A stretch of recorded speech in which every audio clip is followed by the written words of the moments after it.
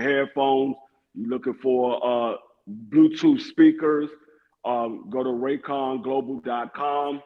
We will be launching our discount code shortly, so be on the lookout for that. But check out rayconglobal.com. I'm going to turn this show over to Crush the Legend, and he's going to start the show off. What's going on with you, Crush? What's going on, D3 Prize Fighter? What's up, Coach Tommy? Hey, salute everybody. Welcome to the Salute, evening. Crush, salute, D3 Prize. Salute, brothers. Welcome to the evening show. You guys has just entered the realm of the Fab Five. So we got an awesome show tonight. So as y'all see the thumbnail, don't believe the hype. And I'm talking about my Public Enemy voice. And what I mean by that, don't believe the hype, because there's a lot of lies in the sport of boxing. So before we get the show started, smash the like button as you come in. You are family, you're not a guest, so make yourself comfortable. So I'm going to give you a rundown of today's topics, and we're going to get the show going on.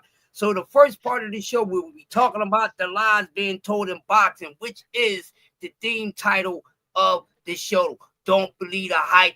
Look at the picture, see who's in there. Your favorite fighter is in there. It's a whole lot of hype with that. We pulling back the layers on the resumes. Don't take this personal. We just having a factual boxing conversation. Also, Tank and Devin are not the only fights in boxing. So why are we talking about those two guys? We will go in depth with that. Also, we'll be talking about Martin Coley calling out AJ, saying, man, I would knock your lights right on out. And then the Bronze Bomber, the king, the only king in boxing. There's only one king in boxing. And he said he is not done. And then our final conversation is Teofimo Lopez becoming irrelevant. So once we start the show, we're going to do our topics, and then we will open up, and then we will emerge and counteract with the chat. So, hey, man, so let's get the show started. Salute to everyone. We got a great cook. So what I'm going to do, I'm going to call out what it is. Now, let's just get right to it. We ain't going to waste no time. Don't believe the hype, because for so long right now, and I'm going to just say within the past 2 years, even though it's been longer than that, y'all been going back and forth and pooping on fighters about their resume and saying, well, this fighter hasn't fought nobody, but this fighter did. Well, the sad reality is that a lot of these fighters who you talk about, their resume is like that. It's hype. Yes, it's hype. Let's look at the picture. And I'm going to start it off with this one. Now, ladies and gentlemen, y'all got to stop this double standard. It cannot continue in the sport of boxing, because y'all get to talking about, complaining about fighters aging out a fighter. Now, people, you cannot age out someone that is older than you. Let's just start from the basics. You cannot age out a fighter that is older than you. So since y'all been running around and acting like people got a Hall of Fame resume, well, I'm going to pull one back from you. And I'm going to start with Devin Haney. This is no hate. This is just facts. This is what y'all been saying. Y'all acting like Devin Haney got a resume for the Hall of Famers. Devin Haney resume ain't good at all. Let's pull the layers back. Now, how dare y'all pick up this Devin Haney resume and y'all talk about where he fought Lomachenko?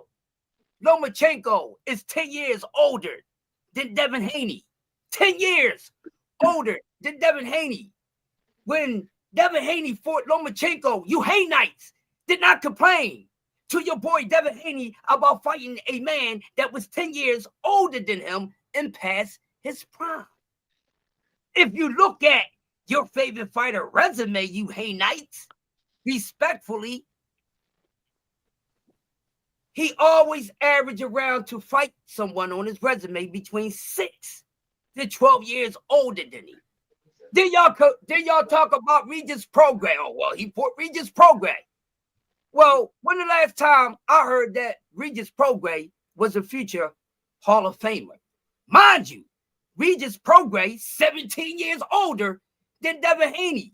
So when Devin Haney moved up to 140 pounds to face Regis Prograis, his first fight at 140, he outweighed the man by 25 pounds, and he was 17 years younger. But he's the youngest in charge.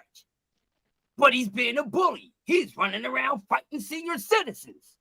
But y'all not saying anything about it. But if somebody else like, oh, Tank Davis is waiting, he waited until Lomachenko got old. Lomachenko is 6 years older than Tank Davis. So Tank Davis cannot age out Lomachenko. Blame Lomachenko for coming into the sport of boxing and fighting people when he's damn near a senior citizen because he spent 2 terms in the Olympics. And the Olympics is what, every 4 years? So why didn't Lomachenko, at his first ride and journey through the Olympics, why he didn't turn pro? He sat back and waited a whole another 4 years and kept on beating up on third graders. But Lomachenko is the guy to beat. He's the Muhammad Ali. He's the Matrix. So it has me thinking, well, why do Lomachenko get all this? So let's look at his resume. Because who the hell do he got on his resume? Well, let me think about it. Well, the 2 biggest things on Lomachenko's resume is Gary Russell Jr. and Teofimo Lopez. Now with Gary Russell Jr., the only thing that's messed up about that, and it don't age good for Lomachenko, is that Gary Russell has a very inconsistent career. He could have had one of the best careers, but he's inconsistent. So when you guys trying to do these things, we must be all the way honest because there's a whole lot of hype going on. Because I've been trying to figure out how did he become the man? Everybody just went off his skill set, but wasn't paying attention to his level of opposition. So if Lomachenko only has Teofimo and Gary Russell Jr. on his resume, then you can't be big enough Lomachenko because Gary's inconsistent. An inconsistent career doesn't mean he ain't a good fighter. Don't change up the words. It's just inconsistent. So it ain't too much you can ride off for that. Then Teofimo Lopez. You got to give Teofimo Lopez more credit than anybody that fought Lomachenko because one thing we know, Teofimo fought a prime, at least still what in his prime, Lomachenko, and he beat him. But Devin Haney fighting a 35-year-old Lomachenko that was already down there 10 years, somewhat past his prime, it's not good. It's not good bragging rights. It don't look good for who you trying to say is a Hall of Famer. So we must pull the layers back on these resumes. So now, actually, the best person on Lomachenko's resume would be Teofimo Lopez because he had a more of a consistent career and he made some things happen. For all you accolade lovers out there, for all you accolade lovers talking about undisputed and this, that, and the other. Well, I got something that trumps that, and that's lineal. So Teofimo Lopez, yeah, he wasn't undisputed. He was unified, and then kind of aged a little good for him, became lineal champion. So, don't believe the hype. And it's so much, but it don't take me, and I would not take up the rest of this topic because I'm pretty sure my brothers been listening and they can add on right now because I'm going to pass the mic. So I'm going to go to my right, prize fighter. Is there any fighter that fits this topic right now? Because a lot of fighters are getting too much credit for the resume, and then some fighters are not getting enough credit for the resume. And before I pass you the mic, I told you guys before, none of these dudes didn't fight nobody until they fight each other, and y'all made it that way. What you got about prize? What you got on? Yeah, I mean, people gonna always argue resumes and peel back resumes, but I'm with you pretty much. none of these guys really fought no real world beaters because we come from a different era, so we see it a little different.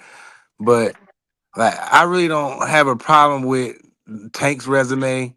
I really don't have a problem with none of their resumes because I understand. I know what I'm looking at. So you know they got to fight each other. Then when they start fighting each other, then people might have a different opinion. But I feel like people like to grind Tank up. He ain't fought nobody. He ain't those guys. I mean, I don't think those was terrible guys. Devin Haney's resume. Oh, he ain't fought nobody. He ain't fought nobody. I don't have a problem with Devin's resume.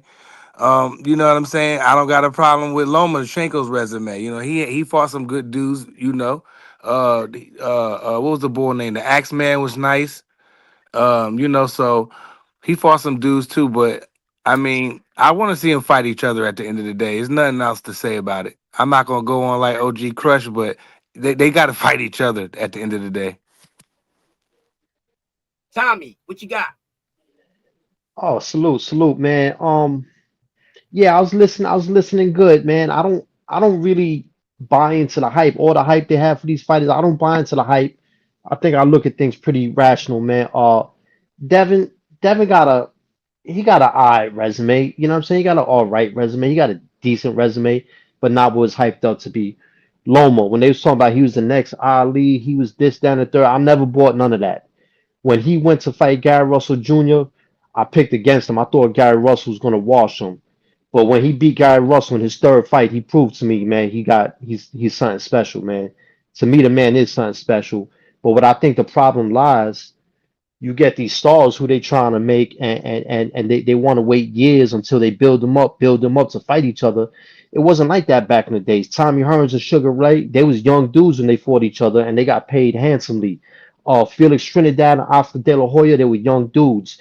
De La Hoya was a young dude when he fought Chavez. Like, they want to build these dudes' resume up with half-ass fights, decent fights, old names until they have such a hype that now they want to demand money for and make a huge fight. They got to start fighting each other earlier while they coming up. I don't got a problem with prospects fighting each other.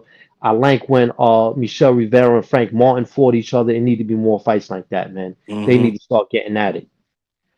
That's all I got. D Free, Cook, Free, you there? He'll be up in a second. You ready to cook, Free? I got it. You I on got it. mute, bro? Yeah, I had it on mute. My bad. I want to go a little bit different direction. Y'all can hear me, right? Yep, Yeah. you good. Yeah. So when it goes to don't believe the hype, I wanna lean on the fact of some of these guys are not getting the credit that they deserve. Now let's talk about this fight that's happening February 1st. A lot of people say David Morrell is in way over his head. David Benavidez is going to walk through him. Well, let's look at David Morrell's resume. His first fight, was his debut, he had a fight. He had a fighter, Rodriguez Valdez, who was 2-6. That was a debut fight. He knocked him out in the first round.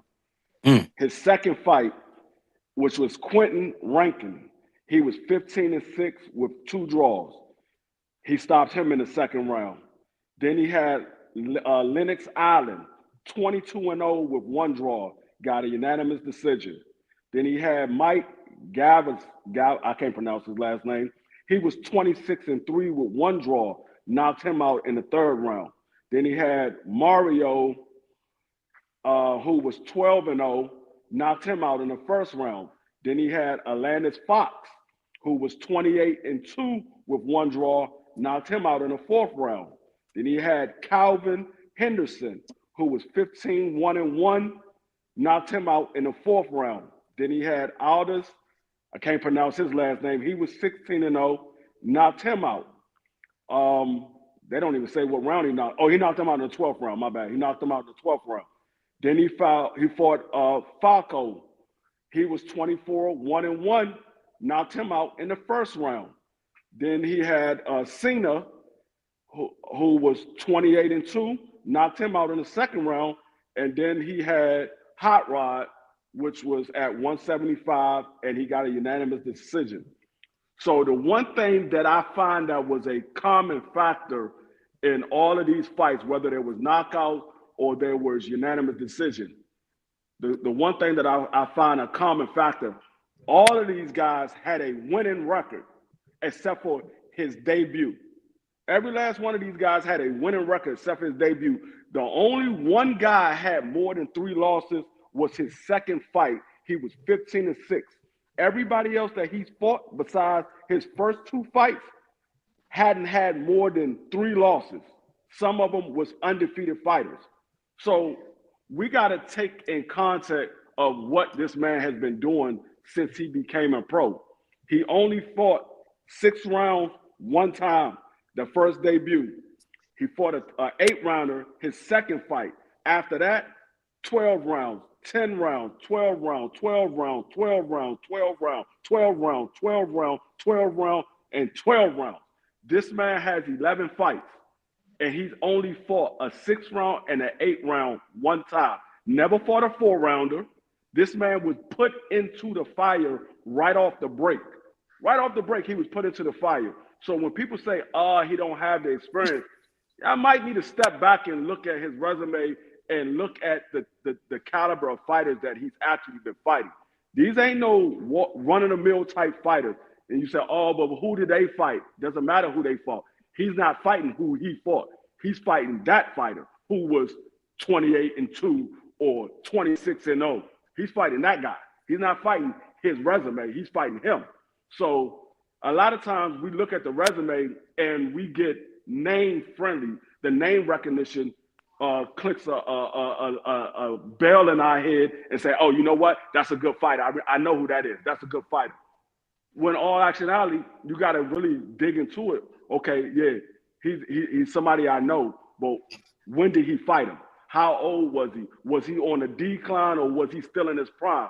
Like Canelo Alvarez. Canelo Alvarez got a whole busload of good names on his resume, but then when you start to dig into the resume and find out, he was fighting this guy, they was out of their prime. So a lot of people look at the resume and say, this is a good resume, this is a bad resume. Basically, a resume is based off of opinion. Who you believe is a good fighter, who you don't believe is a good fighter. Now, you can look at certain fighters and say, you know what, he ain't that good. But it's kind of hard to say these guys are not good when they undefeated or only had 3 losses or only had 2 losses or only had 1 loss. Kind of hard to say they're not a good fighter. But I'll let you go ahead, Crush. Good point by the entire panel. But like I was saying, so we know in the game of boxing, when it comes to the fans, their thing is that they like to big up a fighter. And there's pee and poop on other fighters, which I think is very unfair. This is why I say don't believe the hype, because when you downplaying somebody else's resume and you blowing up someone else's resume, and then when you go and inspect the decade, then it might be vice versa, because like D. Free said, what he just explained. So do y'all see what's going on here? And that's why you have to make sure when you are opening your mouth and you have people listening to it, you can have your opinion, but basic off of facts, not your personal preference. Because you can have an opinion, but if your opinion is not making no point and it doesn't equal out the fact, then it's just the opinion that stinks like an onion. But the thing is, a lot of these fighters' resumes that they say are good are really not good. That's what I'm pointing out. And what D. Free is pointing out is the other side, where you say fighters' resumes are not that good, but they might be actually better than the guy that you think that their resume is better. Now, honestly, none of these guys currently have a whole bunch of Hall of Famers and killers and things like that. Let's just be honest. But when we get to the part where, everybody's taking notice and they look and they seeing things, and you cannot put out your own narrative into the public atmosphere. You cannot, because that don't exist. What you think personally does not exist in the public environment. That only matters to you. So when you bring it out into the public and people disagree with it, whatever, you cannot get an attitude. And then when people bring facts along with the conversation, you should not get all uptight about it, because it's not for us to take these fighters personal because we have a passion for the sport. You don't take them personal. And these guys take them personal. That's why I don't believe the hype, because there's a whole bunch of personal nonsense behind it. You do not and should not have to fluff up somebody's resume. Their resume is what it is. Don't try to make it seem like it's more than what it is. Because when the smoke clears and when the truth is revealed, then what are you going to say? So I say, people, when you talk about resumes and these fighters, be honest. I don't care. You can be a Tank maniac, a Tank, just be honest. If Tank is getting there with a guy, he's not that good, be honest. If on his resume, he only got like 7 good fighters on there, then it's that. Don't make it seem like he got 14 or 20 when it's really not that. That's what they doing. And everybody on this panel and everybody in the chat know that's what they are doing. So that's why I came to blow the whistle, because we have to do our duty in leading the boxing talk in the right way, because we have a lot of people that's starting to learn the sport. They just starting to watch the sport right now, and as we speak, you got new subscribers every day. Somebody is popping up. So if you're grabbing their attention, do not steer them wrong. Keep your bad personal habits in the dark. Do not bring them out in the public, because when you do, you're stirring up trouble. And when you're stirring up trouble, things is going to happen. And what's happening right now is that I'm just speaking facts. I have nothing personal against none of these fighters. But I'm not going to make something seem like it is, and it's really not. So as I continue, before we go on to the next topic of tonight's show, don't do that. Let these fighters in their careers pan out. It is what it is. If your favorite fighter is looking shaky, where you looking shaky, meditate for him. Pray for him or whatever. But don't get mad because your favorite fighter looking suspect to you right now, but you're not honest. But you, instead of you getting on your favorite fighter like you would get on your own child, you're going to go get on somebody else. What is y'all doing? We cannot continue to do this. Then y'all talk about Cambosis. Cambosis is Vanilla Ice. A one-hit wonder. That's it. But y'all try to make Cambosis be more than what the hell he really is. He's not elite. He's not A. He's not B. He's a C-level fighter. This split decision king who got him by default of a skilled fighter who was being a mule, and he turned himself into a jackass and lost to a guy that he should not lost to. But y'all going to try to make it seem like this guy's elite. He been tearing up stuff and all this. Stop the nonsense. All because you want a certain fighter to be above everyone else. Well, the only way that fighter that you so in love with can be above everyone else, if he does it in the ring, what are y'all doing? Captain, it's not allowed over here. Talking about fighters that been laid off for 2 years, and then they get in the ring with somebody, and you want to give that person credit for fighting somebody that came off a layoff? You want to give a fighter credit for fighting a guy that's a decade or even more older than them. Are y'all serious? But if somebody else fight this same old senior citizen, he's a senior citizen. But no, when it comes to him fighting a certain fighter, oh, the fault of youth. You make that make sense in your old delusional nonsense. That's not boxing talk. That's not boxing cook. That's boxing nonsense. And you're not helping your so-called favorite fighter that you are goddamn fanatic of.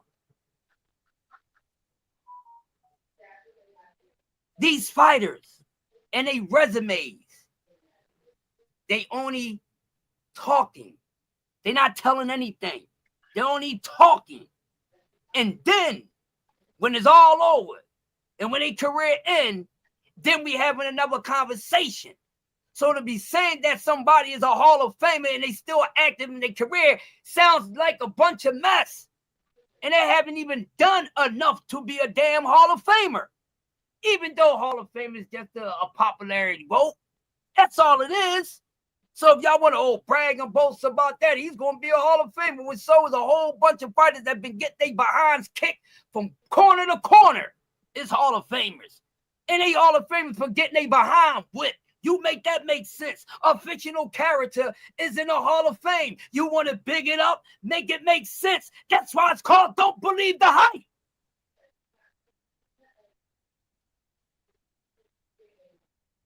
That's why it's simply called Don't Believe the Hype. So meaning don't believe what you saying out your own mouth because that's all y'all blowing is hype. Not all of you guys. They're guilty ones. You don't have to plead the fifth. Just don't say nothing because it's nothing for you to say. Because the only thing you're going to do is play down the truth. Nah, that don't work over here. Truth is truth. I don't care how much good with deflector, how much you good at ignoring. You had all these years of practicing because you was ignoring your parents. But that don't work over here. We're talking boxing. We talking the sweet science of boxing and all the things that's supposed to come with boxing. Not you as a viewer acting like you run somebody's damn career. Like somebody's supposed to fight somebody, fight who you want them to fight when you want them to fight them. It's not your career. You don't get to call the shots on that. Stay in your lane, be a fan. So we're going to close that out on that. But trust me, catch me tomorrow at 6 a.m. I will revisit the first topic again. So I'm going to move on. We're going to move on to the next topic. And the next topic we have, hey, Devin Haney and Tank Davis is not the only boxers in boxing. Devin Haney and Tank Davis is no longer in the same weight class. Devin Haney right now is inactive. Tank Davis is fighting Lamont Roach. So the only thing you should be babbling out your mouth, no matter if you hating or you speaking facts, is Tank fighting Lamont Roach. Not Devin Haney, not Shakur Stevenson, not the 12 disciples, not none of that. Not Alibaba and his 40 thieves. Stay on course. That's why you don't get what you want when you want it, because you think you could talk about it. It's supposed to happen when you want it to happen. Boxing has a lot of good fighters in it. Boxing has a lot of somewhat star type of names. And boxing only has a few stars. So stop talking about the same old ish that ain't going to happen and most likely ain't going to happen. Talk about what's happening.